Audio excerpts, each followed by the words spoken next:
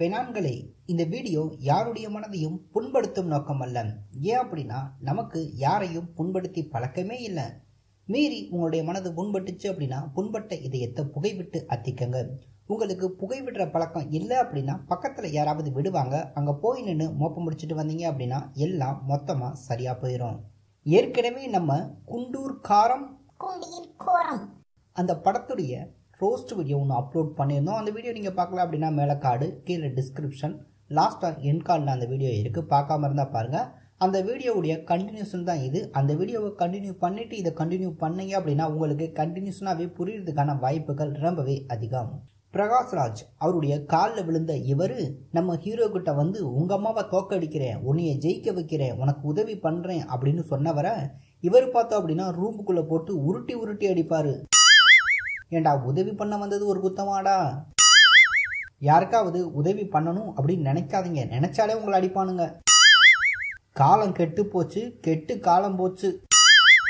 நம்ம ஹீரோவை அரெஸ்ட் பண்ண ஹீரோ வீட்டுக்கு போலீஸ்காரங்க வருவாங்க. உடனே நம்ம ஹீரோவுடைய அத்தை பொண்ணு, போலீஸா? முதல்ல மாமூல் கட்டு ரோட்ல தான் நிப்பீங்க, இப்ப வீட்டுக்கே வரீங்களா அப்படின்னு கேக்குது. அடுத்ததா, மாமூல் கேட்டு மாமா பயல்க வீட்டுக்கே வந்துட்டாங்களா? ஏற்கனவே உங்க மாமன் கிட்ட கொடுத்து விட்டனே மாமூலு, இந்த மானங்கிட்டவங்களுக்கு அப்படின்றாங்க நம்ம ஹீரோவுடைய அத்தை, அதாவது இந்த பொண்ணுடைய அம்மா. அடுத்ததா, இந்த போலீஸ் கூட வந்த ஒரு போலீஸ இந்த போலீஸ் ஆபீசர் கூப்பிடுவாரு. அவர் என்னடா அப்படின்னா தூணை போட்டு ஏறிட்டு இருக்காரு. யோ, சுத்தி ஆட்கள் இருக்காங்கயா, அதை பார்க்கலையா நீ? இந்த கூட்டத்துல இந்த போலீஸ் ஆபீசருடைய துப்பாக்கியை எவனும் தூக்கிட்டான். உடனே நம்ம ஹீரோ, யாருடா துப்பாக்கியை தூக்குனது அப்படின்னு கேட்கிறாரு. உடனே அதுக்கு ஒருத்தர் சொல்றான், ஏனுங்க, அவங்க மட்டும் உங்க போக்கிரி கிள்ளிய தூக்கலாம், நம்ம அவங்களுடைய துப்பாக்கி தூக்க கூடாதா அப்படின்னு கேட்கிறான். சரியாத்தானே கேட்கிறான்? அட, உண்மையத்தானையா கேட்கிறான்? உடனே நம்ம ஹீரோ, சல்லி மாதிரி பேசாதடா பள்ளி, முதல்ல துப்பாக்கியை கொடுத்து தொலை அப்படின்னு சொல்றாரு நம்ம ஹீரோ. நம்ம ஹீரோவுடைய அப்பா கையெழுத்து போட சொன்னா கையெழுத்தை போட்டுட்டு வர வேண்டிதானடா, எதுக்குடா இப்படி கலவரம் பண்ணிக்கிட்டு இருக்க அப்படின்னு ஹீரோவை பார்த்து கேட்கிறாரு. அதுக்கு நம்ம ஹீரோ சும்மா இருப்பாரா? இருக்க மாட்டாரே. உடனே நம்ம ஹீரோ கேட்கிறாரு, நீ பொழுதுக்கு வீட்டுக்குள்ள உட்காந்துக்கிட்டு ஜன்னல் வழியா இந்த பக்கமே பார்த்துக்கிட்டு இருக்க, நான் கூட உன் பொண்டாட்டியை தான் பார்க்குறேன் அப்படின்னு நினைக்கிறேன். உன் பொண்டாட்டி வீடு கூட இந்த பக்கம் இருக்கு, நீ அந்த பக்கம் யாரை பார்க்குற, உன் ஐட்டத்தை பார்க்குறியா அப்படின்னு அப்பனை கேட்குறான். நல்ல அப்பன் நல்ல மகன், ரெண்டு பேரும் இந்தியாவுடைய குடிமகன். அப்பா மேல அளவு கடந்த பாசம் வச்சிருப்பான் போல இருக்கு, அதுதான் இப்படி அளவு கடந்து கேட்குறான். உடனே ஹீரோ கிட்ட ஹீரோவுடைய அப்பா சொல்றாரு, இன்னும் 4 வருஷம் கழிச்சு நீயும் என்னைய மாதிரி தான் உன் பொண்டாட்டியை விட்டுட்டு தனியா இருக்க போற அப்படின்னு சொல்றாரு.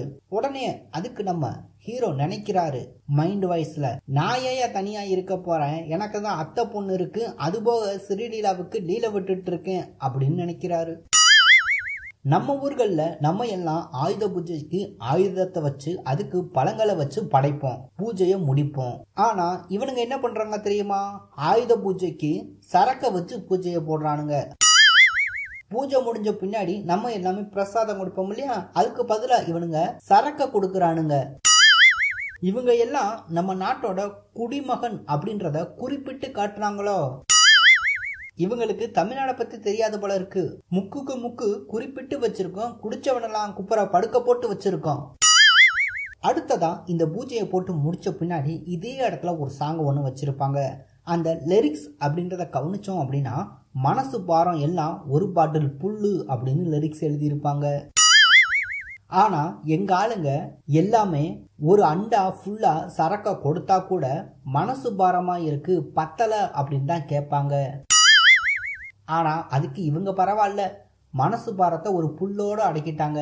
ஆனா எங்க ஆளுகளுக்கு அண்டா புல்லா புல்லா கொடுத்தா கூட மனசு பாரம் அடங்கல அப்படின்னு தான் புல்லாவே சொல்லுவாங்க. நம்ம தமிழ்நாட்டு ஆட்கள் எப்படி அப்படின்னா, ஒயின் ஷாப்பை வாடகைக்கு எடுத்து கொடுத்துட்டு போனா கூட வந்து பார்த்தோம் அப்படின்னா சரக்கு இருக்காது, சரக்கு பாட்டில் மட்டும்தான் இருக்கும். அப்ப கூட எனக்கு பாரம் இருக்கு அப்படின்ற பயப்படாம சொல்லுவாங்க. வில்ல நாட்கள் அடிக்க வருவாங்க. அந்த வில்ல நாட்களை ஏவி விட்டது பார்த்தோம் அப்படின்னா நம்ம ஹீரோவுடைய தாத்தா பக்கத்திலே ஒருத்தர் இருப்பார் இல்லையா, இவருக்கு அப்பா மரம் வேணும் அவரு.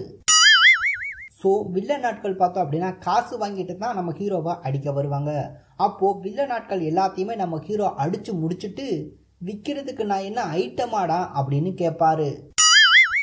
கொஞ்சம் கலரா இருந்தா போதும், ஐட்டம் கணக்குல ஐக்கியம் பண்ணிடுவாங்க போல இருக்கு. நல்ல வேலை நம்ம கலரா இல்ல. நம்ம ஹீரோவை அடிக்க வந்த கேங் லீடருக்கு 2 கண்ணு தெரியாது. ஏற்கனவே நம்ம ஹீரோவுக்கு ஒத்த கண்ணு தெரியாது.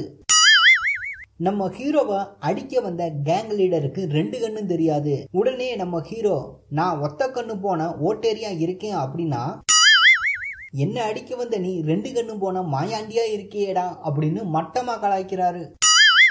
நம்ம ஹீரோவை அடிக்க வந்த ஆட்களை அடிச்சு அவனை கூப்பிட்டு அடிக்க அனுப்பிச்ச நம்ம ஹீரோவுடைய தாத்தா வீட்டுக்கு வராரு. அவருடைய தாத்தா என்ன பண்ணிக்கிட்டு இருக்காரு அப்படின்னா ஏரிய எட்டி பார்த்துட்டு இருக்காரு. உடனே நம்ம ஹீரோ வந்து, என்ன தாத்தா ஏரியை எட்டி பார்க்குற, எப்படி ஆட்டைய போலான்னு பார்க்குறியா அப்படின்னு கேட்குறான். அதே நிலைமை தாங்க தமிழ்நாட்டிலையும். ஏரியை எல்லாம் எட்டி பார்க்குற மாதிரி வீடாக கட்டி வச்சிருக்கானுங்க. அதில் இன்னொன்று சொல்லுவானுங்க, 10 அடியில் தண்ணி வரும் அப்படின்னு சொல்லுவானுங்க. நமக்கு அப்போ புரியாது. மழை காலம் வந்த உடனே மழை பெஞ்ச 10 நிமிஷத்துக்குள்ள வீட்டுக்குள்ள தண்ணி வரும், அப்பதான் புரியும். நம்ம ஹீரோவுடைய தாத்தா சொல்றாரு, நான் உன்னை அடிக்க ஆள் அனுப்பலடா, உன் ஆளோட அப்பந்தான் அனுப்பிச்சிருக்கான் அப்படின்னு அவர் சொல்ல, உடனே நம்ம ஹீரோ, ஒத்த கண்ணு தெரியாத நம்ம ஹீரோ 2 கண்ணு தெரியாத வில்லனை கூட்டிட்டு ஹீரோயின் வீட்டுக்கு வராரு.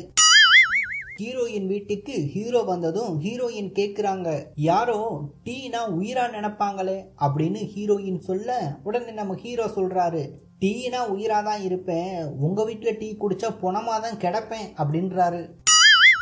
ஸோ அந்த அளவுக்கு ஒரு தரமான டீ போடுவாங்க போல இருக்கு. அடுத்ததா நம்ம ஹீரோவுடைய அம்மாவுக்கு ஆக்சிடென்ட் ஆயிரும். நம்ம ஹீரோவுக்கும் அவருடைய அம்மாவுக்கும் பேச்சுவார்த்தையே இருக்காதா. ஆனால் நம்ம ஹீரோவுடைய அம்மாவுக்கு ஆக்சிடென்ட் ஆயிடுச்சு அப்படின்னு தகவல் தெரிஞ்சவொன்னே அம்மாவை பார்க்க ஹாஸ்பிட்டல் போவார். அங்கே போய் அவருடைய அம்மாவை பார்த்தாரா அப்படின்னா அதான் இல்லை. ஹாஸ்பிட்டல் போனவர் அரை நாள் போயிடும். அது வரைக்கும் அமைதியாகவே உட்காந்துருப்பாரு. அதுக்குள்ள அவங்க அம்மா எந்திரிச்சு சரியாகி பிரஸ் மீட் கொடுத்துட்டு இருப்பாங்க.